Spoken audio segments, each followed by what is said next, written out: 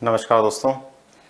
देखिए, जैसे ही परीक्षा समाप्त हुई है उसके बाद में बहुत सारे विद्यार्थियों के अलग अलग प्रकार से अलग अलग विचार, अलग अलग प्रकार की सोच, अलग अलग प्रकार के तनाव दबाव ये देखे जा रहे हैं।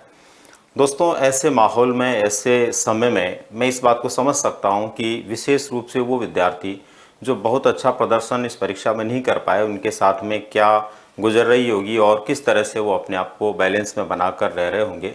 लेकिन दोस्तों, अब वो वक्त है जब हम इस निर्णय तक पहुंच गए हैं, अपने को ऐसा पता लग चुका है कि हम किस स्थिति में हैं।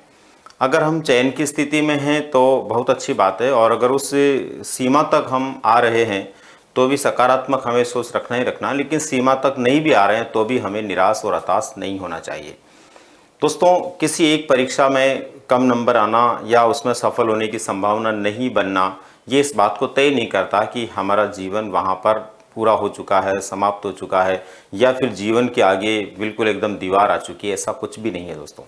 कई बार ये देखा गया है कि जो विद्यार्थी छोटी परीक्षा में असफल हो जाता है, वो एक जज्बे के साथ में किसी बड़ी परीक्षा के अंदर अपने आप को साबित कर देता है।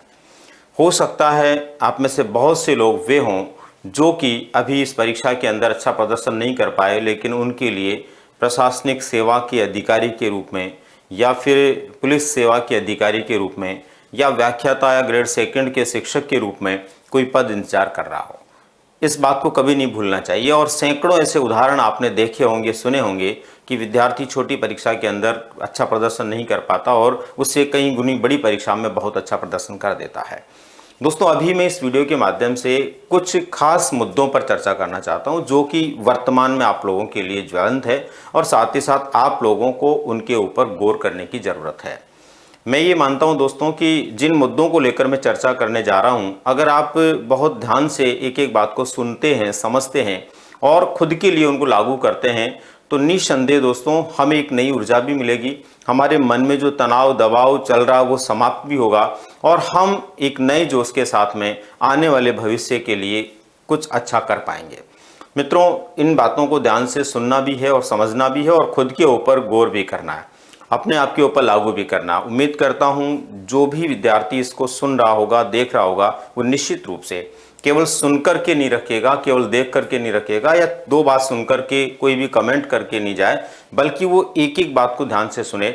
उम्मीद करता हूं दोस्तों, मैं इस विश्वास के साथ में कह सकता हूं कि अगर आपने इन सभी बातों को ध्यान से समझा, सुना, तो आने वाले समय में आप खुद अपने आप को एक नए रूप में पाएंगे और खुद सोचेंगे कि मैं एक नए अवतार की स्थिति में आ गया हूं, और वो अवतार जो आपका नया होगा वो आपको निश्चित रूप से एक सफल व्यक्तित्व के रूप में स्थापित करेगा। तो क्या क्या वो खास मुद्दे या बिंदु हैं दोस्तों, एक एक बिंदु को लेकर के मैं आपको यहाँ पर थोड़ा बात करना चाहूँगा। ध्यान से समझने का प्रयास करना।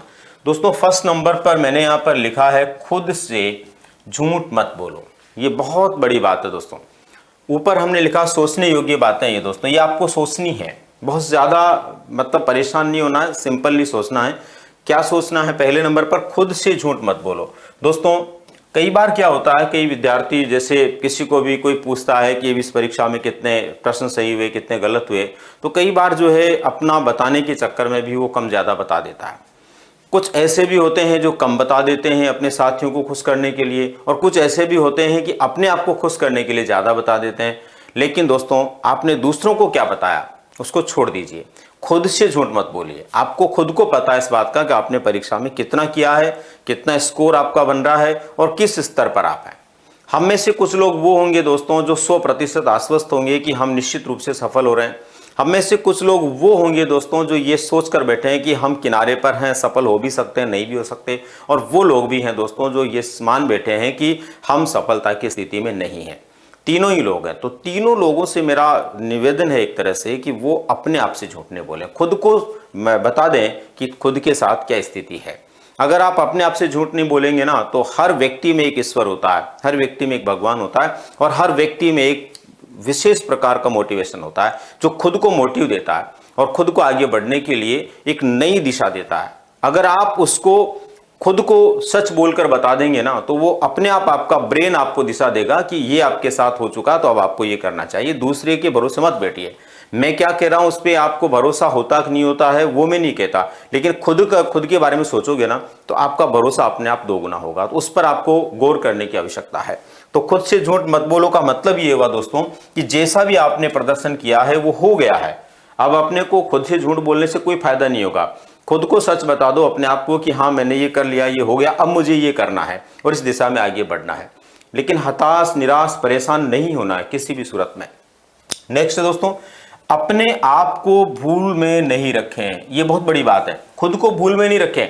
जैसे मान लीजिए एवरेज में ये मानता हूं कि 60-65% से ऊपर जिसके मार्क्स आ रहे हैं लगभग सभी विषयों के अंदर, वो एक अच्छी स्थिति में है।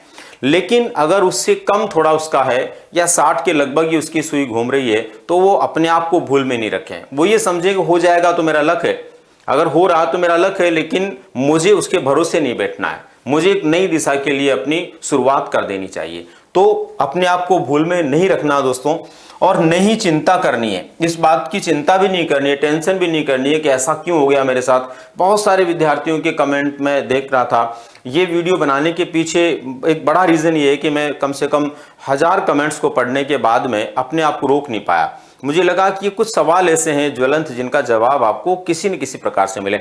हर एक विद्यार्थी को जवाब देना मुश्किल होता है, लेकिन इस प्रकार से सार्वजनिक रूप से बहुत सारे विद्यार्थी उसी प्रकार के सवाल को लेकर घूम रहे होते हैं, उनको जवाब मिल जाए ये सोच करके मैंने यहाँ पर ये बनाने की कोशिश की है। तो दोस्तों नहीं चिंता करेगा मतलब बहुत सारे चिंता कर रहे हैं, क्या होगा, अरे हो गया तो हो गया, जो हो गया वो बदल नहीं सकता, इसलिए चिंता बिल्कुल नहीं करें, बल्कि उसकी जगह क्या करें, चिंतन करें कि जो हो गया वो ठीक है, गुजर गया वापस नहीं आएगा, पर अब क्या करना है उसके ऊपर सोचना शुरू कर दें। और उम्मीद करता हूं दोस्तों यदि उसके ऊपर आपने सोचना शुरू कर दिया ना तो आपका ब्रेन खुद आपको रास्ता बताएगा और बेहतर दिशा में आप आगे बढ़ने लगेंगे। थर्ड नंबर पर देखिए दोस्तों, जो पेपर सही नहीं कर पाए, खास बात यह है जो पेपर सही नहीं कर पाए, जिनको लग रहा कि हमारा पेपर ठीक नहीं हुआ, वे स्वयं को स्वीकार करें। स्वयं को स्वीकार करने का मतलब है दोस्तों अपने आप को ये मान ले कि मेरे से गलती हो गई है और जो गलती हो गई उसको मैं अब सुधार नहीं सकता। अपने आप को मतलब इस तरह से नहीं बताएं कि मैं बदनसीब हूं, मेरा नसीब खराब है, मैं कुछ नहीं कर सकता। ऐसे खुद को गालियां मत दीजिए, अपने आप को जो है परेशान मत कीजिए, बल्कि स्वीकार कीजिए अपने मन में कि हाँ मुझसे गलती हो गई। और गलती सिर्फ इंसान से होती है दोस्तों, हम भगवान नहीं है, हम इंसान हैं और इंसानों से गलती होना स्वाभाविक है। इसलिए आप लोगों को जो भी हो गई, कोई कह रहा है कि मैंने जबरदस्ती 4 क्वेश्चन गलत कर दिए, मैंने बेवजह 130 कर दिए, इसलिए ऐसा माइनस मार्किंग हो गई, कोई बात नहीं, जो हो गया ना वो दोबारा चेंज नहीं होगा। लेकिन अब स्वीकार कर लो अपने आप के लिए कि हाँ ये मेरे से गलती हो गई है। तो स्वयं को स्वीकार कर लो और अपने आप को हारा हुआ नहीं माने। सबसे बड़ी बात ये बात तो स्वीकार करनी है कि गलती हो गई, लेकिन हारा हुआ मत मानिए। गलती होने का मतलब ये नहीं है कि आप हार गए हैं।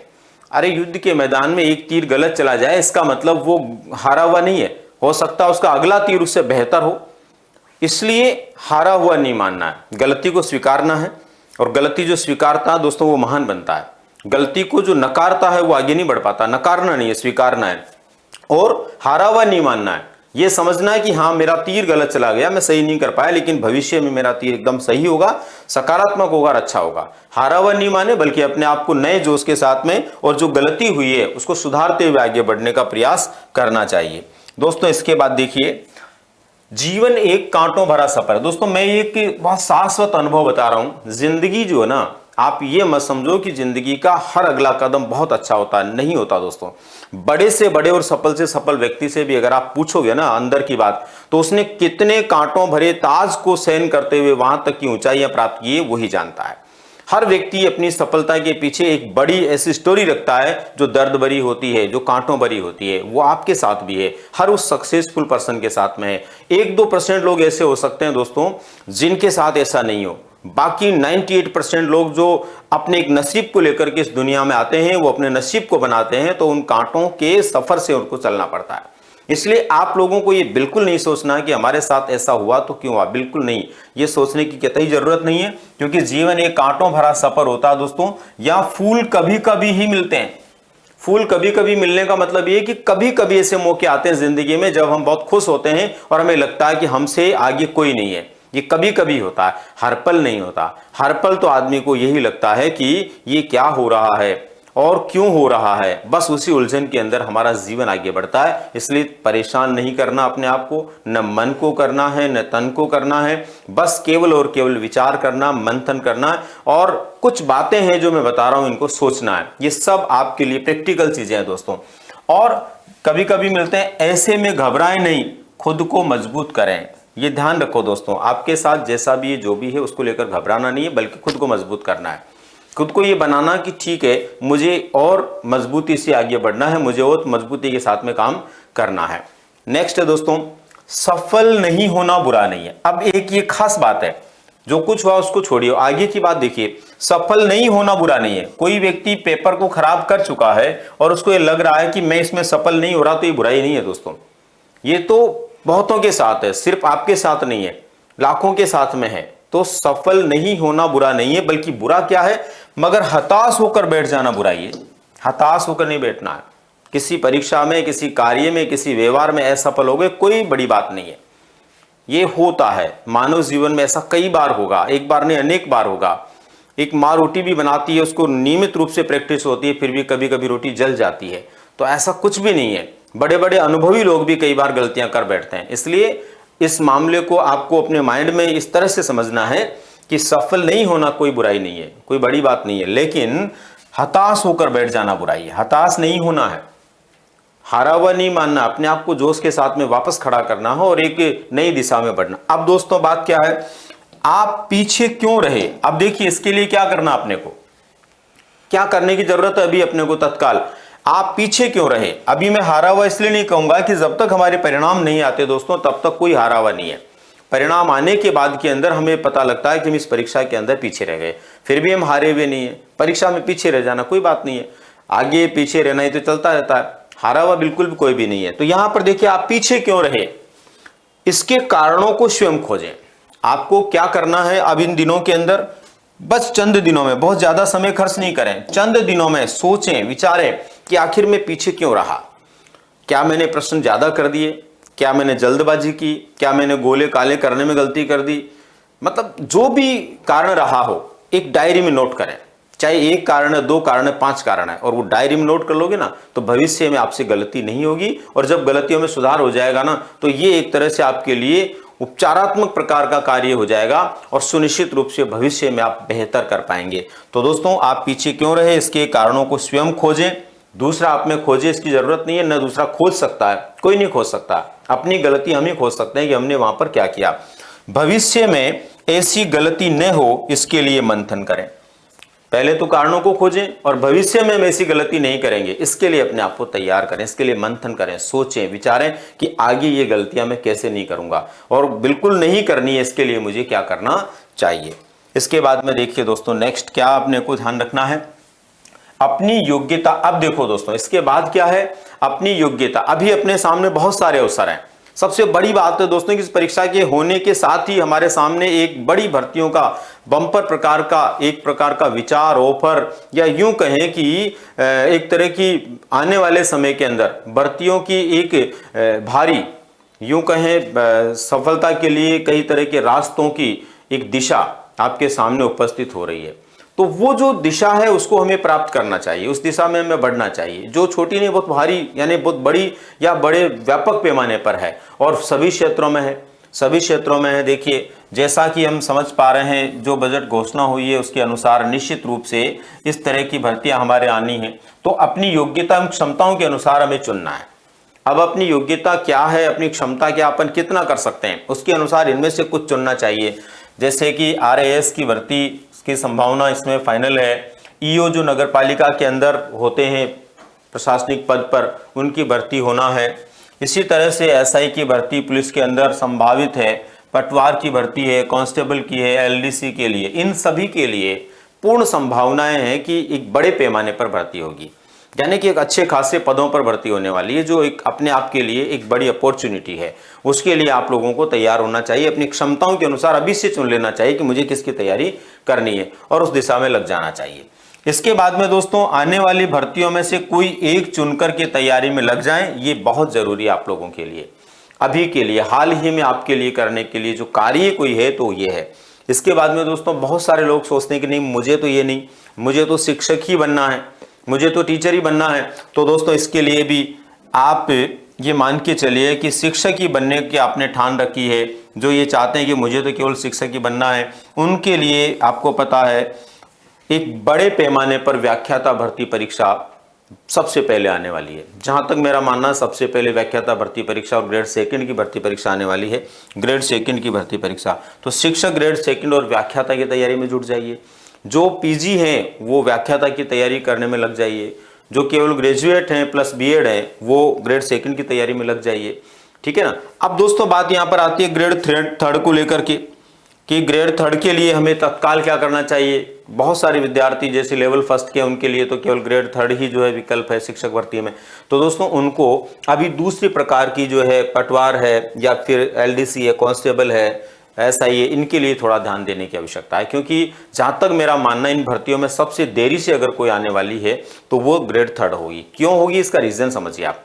इसका रीजन ये रहेगा दोस्तों कि अभी आप लोगों ने तो मान लीजिए रीट पास कर ली है, पात्रता की परीक्षा पास कर ली, लेकिन बहुत सारे लोग ऐसे भी तो है ना जो अब बीएड और डीएलएड करके निकले हैं या फिर पिछली पात्रता को सफल नहीं बना पाए, तो उनके लिए पहले रीट होगी संभवतया। और निश्चित रूप से रीट होना जरूरी भी है क्योंकि वो लोग भी तो इस भर्ती में शामिल होंगे। तो ऐसी स्थिति के अंदर पहले रीट संभव है और उसके रीट के बाद में जो है ये ग्रेड थर्ड की भर्ती होगी। तो ये अपेक्षाकृत बाकी भर्तियों से थोड़ी लेट हो सकती है। इसलिए उन लोगों को अभी इनमें से जो भी उनके बूते का है, जो भी उनकी क्षमताओं में आता है, उनके एरियाज में आता है, उसको चुन लेना चाहिए। बाकी शिक्षक केवल शिक्षक बनने वाले ग्रेड सेकंड और व्याख्याता के लिए जो बीएड एमए लोग हैं वो इसके लिए अपने प्रयास शुरू कर दें। इसके बाद में दोस्तों देखिए नेक्स्ट क्या है, एक बहुत बड़ी बात आपको ध्यान रखने वाली है। कई लोग कहते हैं सर अभी तो विज्ञापन ही नहीं आया, अभी भर्तियों की कोई बात नहीं है। मैंने देखा कम से कम 50 से 60 ऐसे कमेंट थे कि अभी तो कोई भर्ती है ही नहीं, अभी तो केवल ये। कुछ लोग ये भी कहते हैं चुनावी साल है साहब, तो चुनावी साल में तो ऐसे ही बोल रहे हैं घोषणा करने पर। ऐसा नहीं है दोस्तों।